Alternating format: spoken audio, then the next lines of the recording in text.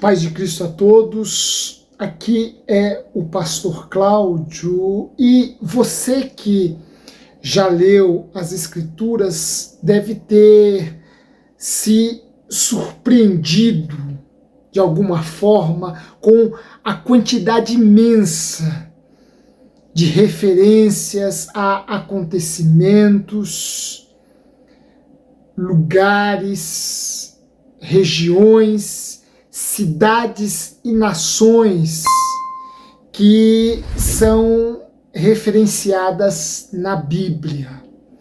A Bíblia, por si só, nos coloca diante de uma vastidão de história e geografia que, se formos conhecer em suas minúcias, uma vida só não bastaria.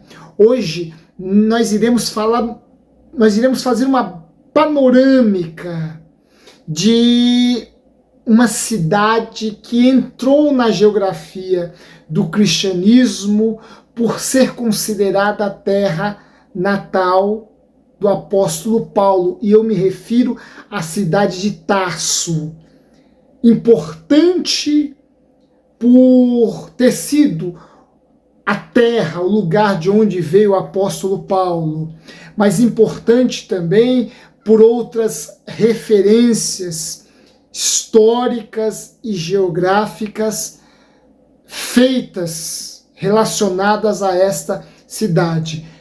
Neste vídeo nós conheceremos um pouquinho da cidade de Tarso, mas antes de entrarmos no tema propriamente dito, eu quero te convidar para se inscrever em nosso canal, se é que já não o fez, e se o fez, te convido a compartilhá-lo com outras pessoas que desejam conhecer um pouco mais a Bíblia, conhecer um pouco mais este livro, que é um livro milenar, que é o livro mais influente, que mais influência exerceu na história da humanidade.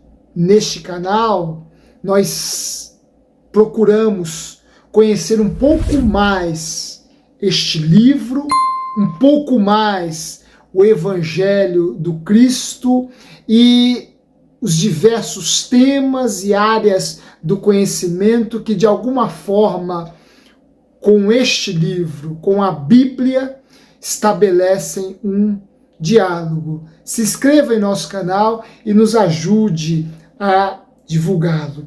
Bem, embora as Escrituras, Novo Testamento, não declare com todas as letras que Paulo nasceu em Tarso, nós sabemos pelo Novo Testamento que Paulo era ou foi considerado por seus contemporâneos, por aquelas figuras ligadas ao Novo Testamento, como Paulo de Tarso. Muito provavelmente sua terra, sua cidade natal. Ora, Tarso foi uma cidade extremamente importante em seu tempo e sobre a qual muitos outros acontecimentos e outros registros deram uma dimensão da sua grandeza e da sua importância. Ora, Tarso é uma cidade que aparece nos anais romanos, nos anais gregos e não somente nos anais das Escrituras. É uma cidade cuja importância transcende o Evangelho, transcende o cristianismo e alcança outras áreas, outros aspectos, dando a esta cidade ou assegurando a esta cidade seu lugar de importância na história geral. Ora, Tarso é uma cidade que está presente na mitologia grega. Ora, os gregos, com a sua mitologia, vão dizer que foi nesta cidade, na cidade de Tarso, que Pégasus, o belo cavalo alado da mitologia grega, feriu um de seus cascos. Ora, a cidade de Tarso, na narrativa mítica dos gregos, teria surgido ou nascido no mesmo local onde o cavalo Pégasus teria ferido um de seus cascos. A tradição muçulmana vai afirmar que a cidade de Tarso foi fundada por Sete, um dos filhos de Adão. Portanto, ela teria sido criada por um descendente direto de Adão. É assim que os muçulmanos, ou a tradição muçulmana, interpreta a origem desta cidade. Esta cidade, já em tempos mais recentes, e eu digo recentes em relação à era romana e até mesmo ao período helenístico, esta cidade se transformaria na capital da Cilícia. Cilícia que um dia fora governada pelo grande filósofo, advogado, jurista e senador romano Cícero. Ora, Cícero foi um dos ilustres hóspedes da cidade de Tarso. Ele, Cícero, esteve hospedado na cidade de Tarso. Ora, na cidade de Tarso também passaram homens da envergadura, da grandeza de um Alexandre o Grande. Ora, Alexandre o Grande também se hospedou em Tarso. Ora, em Tarso, Cleópatra e Marco Antônio se encontraram. Encontro este que a história dirá terá sido um encontro de consequências fatídicas. Ora, essas duas personagens extremamente importantes para a história antiga e para a história geral, Marco Antônio e Cleópatra, se encontraram na cidade de Tarso. Ora, inclusive há na cidade de Tarso uma porta considerada ou chamada como a Porta de Cleópatra, a grande rainha egípcia, a grande rainha Cleópatra com Marco Antônio, ali em Tarso se encontraram. Ora, Tarso era uma cidade próspera, porque estava situada num ponto que servia de passagem entre a Síria, o Oriente, para a Ásia Menor e para o Mar Egeu. Ora, Tarso estava num ponto estratégico, porque a sua estrada servia de passagem para os sírios, outros povos orientais que rumavam para a Ásia Menor e para o Egeu. A sua planície era uma planície fértil.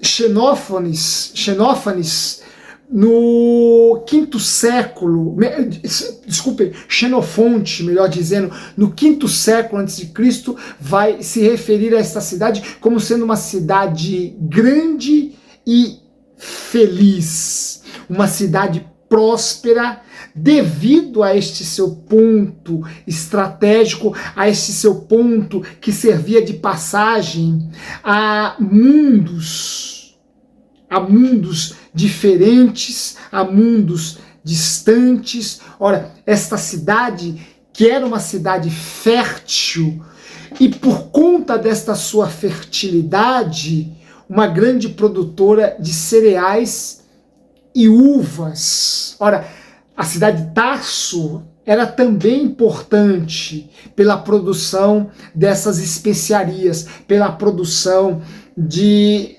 suas uvas, pela produção de seus cereais. Tarso também era muito importante no terreno da tecelagem. Ela era muito importante devido ao seu linho branco, que era exportado para o comércio de roupas e vestimentas em muitas regiões do mundo antigo. Ora, Tarso era uma exportadora deste linho branco, e esse tecido branco, essa indústria de tecelagem de Tarso tornou-se tão importante que ela deu nome a um dos produtos mais cobiçados pela antiguidade, que foi o silício. Ora, o silício, que também era feito a partir da pele de cabras para o cozimento, para a feitura, o fabrico de tendas. Daí nós podermos entender este ofício que fora um ofício empregado pelo apóstolo Paulo, porque nós sabemos que Paulo era um feitor de tendas, era um obreiro que trabalhava cozendo tendas, trabalhava costurando tendas, e muito provavelmente Paulo aprendeu o emprego da tecelagem em Tarso, essa cidade que era um polo de indústria têxtil na antiguidade. Portanto, muito provavelmente vem daí este ofício que Paulo desempenhou ao longo de seu ministério. Paulo, que era um obreiro que se provia do seu próprio sustento, era um obreiro que trabalhava na pregação do evangelho, mas também que exercia este ofício que de alguma forma ajudava-o a se manter em suas viagens, em suas caminhadas.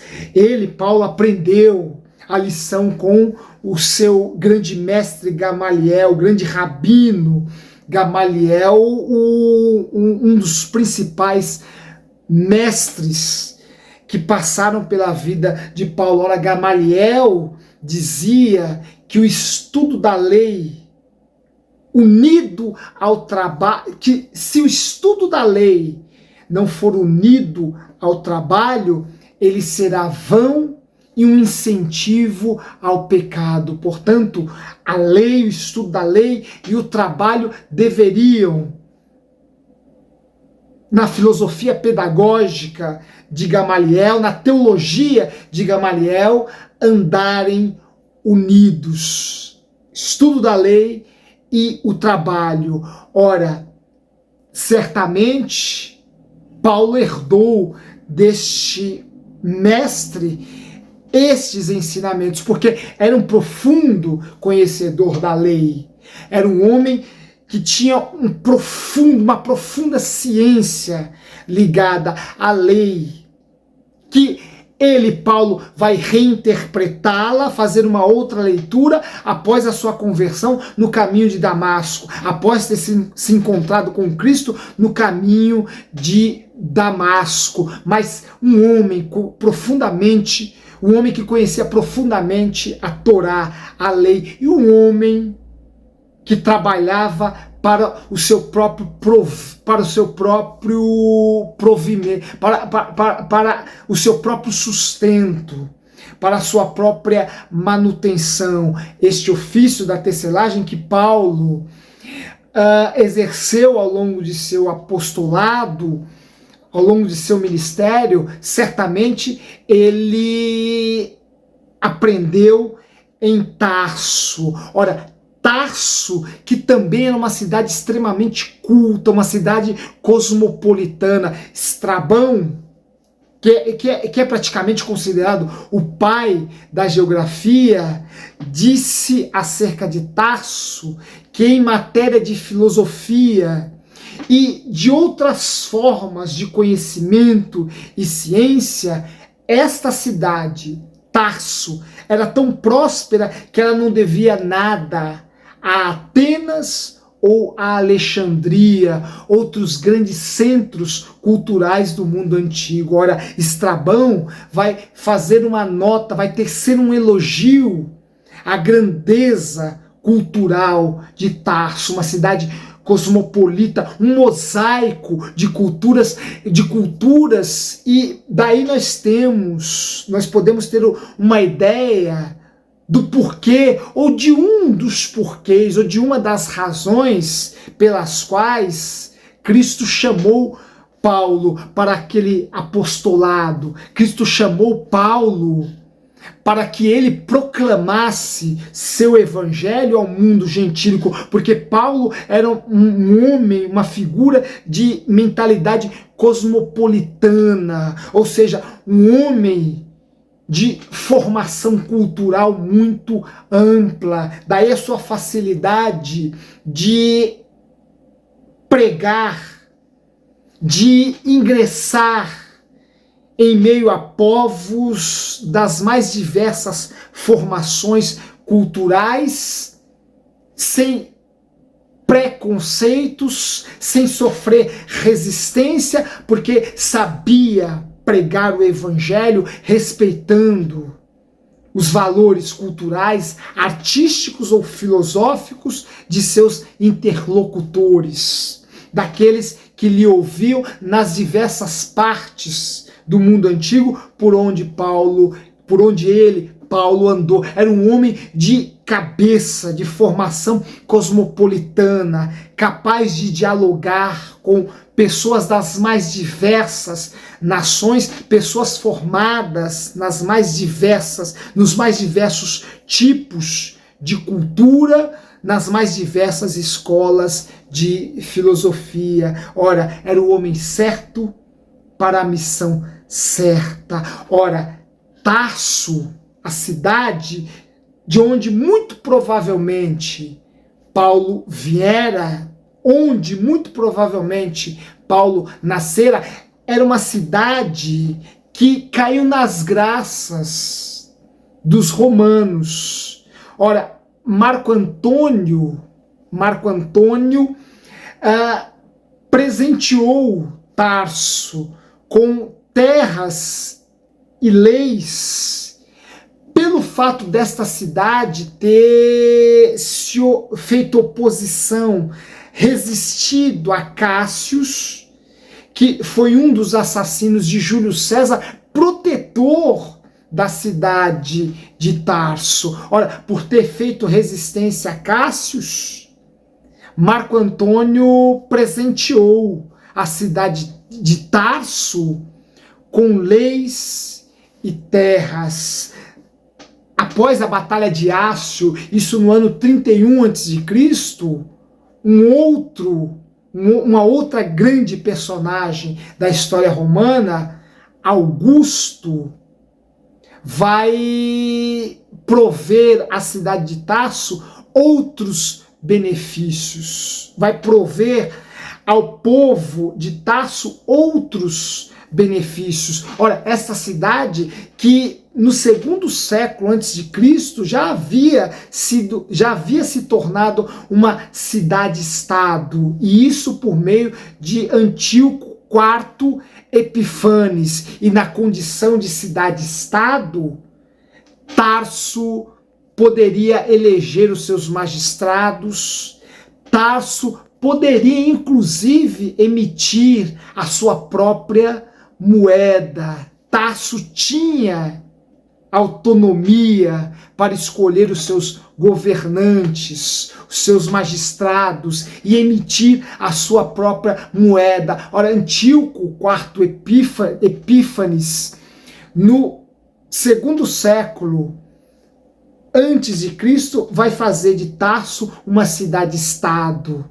Ela irá, na sequência, em seguida, cair nas graças dos romanos, cair nas graças de um Marco Antônio, cair nas graças de um Augusto, que lhe darão autonomia sobre as suas terras, sobre o seu mar, que lhe darão autonomia para criarem as suas leis, para gozarem de uma certa soberania e liberdade. Ora, essa flexibilidade, esses privilégios, este olhar mais carinhoso, bondoso dos romanos para a cidade de Tarso, talvez tenha facilitado a vida do apóstolo Paulo no processo de conquista de sua cidadania romana, porque Paulo